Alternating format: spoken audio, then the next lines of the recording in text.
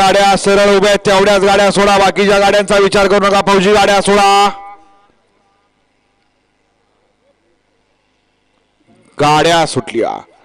Quarter final या मैदानातला सुटला आणि लढत चालू आली. कोण होणार क्वार्टर फायनलचा भारत केसरीचा प्रथम क्रमांकाचा मानकरी. बाकीच्या गाड्या बाद झाल्या. 4 गाड्या पळतात. चौघांच्यात लढत चालू आहे. सुंदर अशी गाडी पड्याला पळते.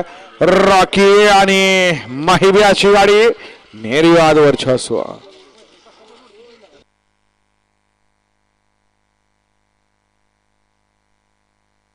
बघावं लक्ष द्या.